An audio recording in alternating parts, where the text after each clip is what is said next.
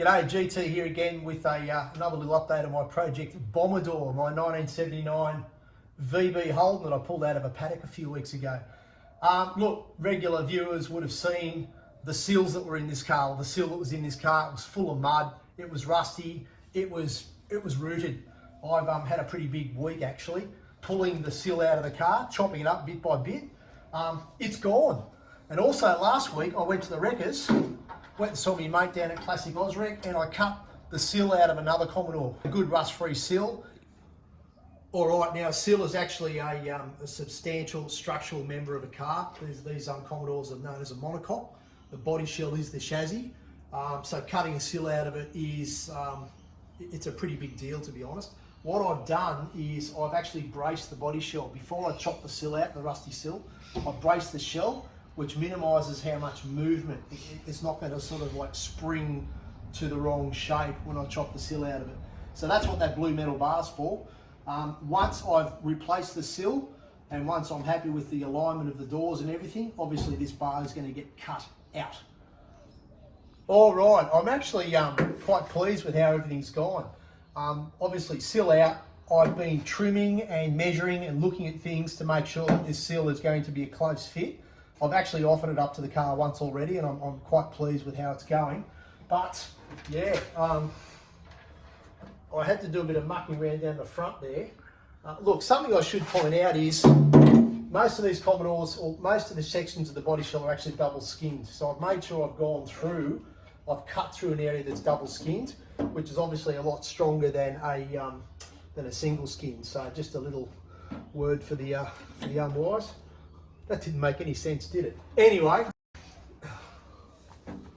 I'm pretty close with the fit of the sill. There's a little bit more trimming to do with the inside of these door apertures. That sill needs to come up about another 10 mil, maybe half an inch.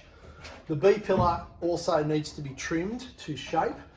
That's a single skin member actually, so it's actually going to be quite easy to fix back in. And the front, I'll just let that down with the milk crate.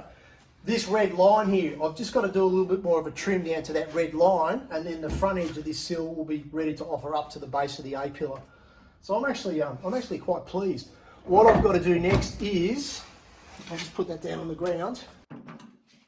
I need to run in and clean all these cross members, clean the edge of the floors. I'll do that with a wire brush. I'm going to hit it all with weld through primer, and then I'm going to do a lot of welding. So I'm really looking forward to that.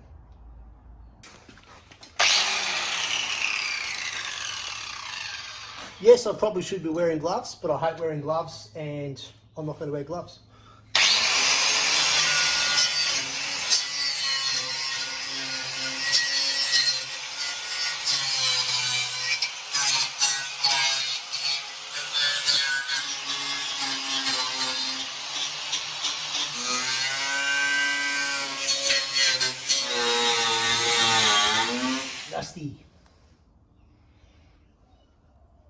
Rusty. What I'll probably do is drill holes in these outrigger ends, and I'll come through from the back side and do what's called a puddle weld, which replicates the factory spot weld. That's how we roll. I'll just have my assistant hold the back of the sill for me.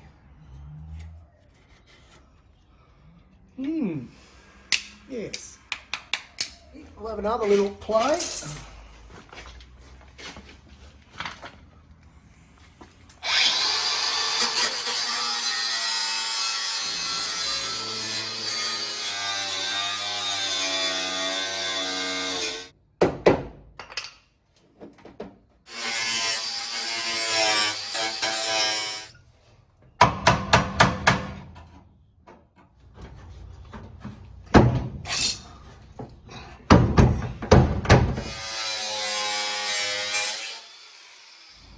Can you see where I made a mistake?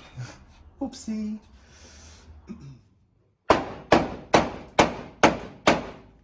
Where's my red texture? I keep losing it. Damn it.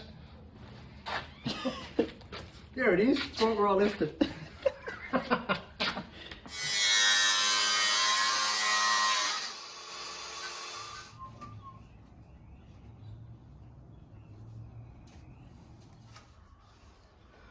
Okay, getting close. There's a couple of wobbles on the back side of the sill where I've actually, when I've been drilling out the spot welds and tearing everything off, things have moved a little bit. So the sill's actually sitting off the side of the cross members by a couple of millimetres.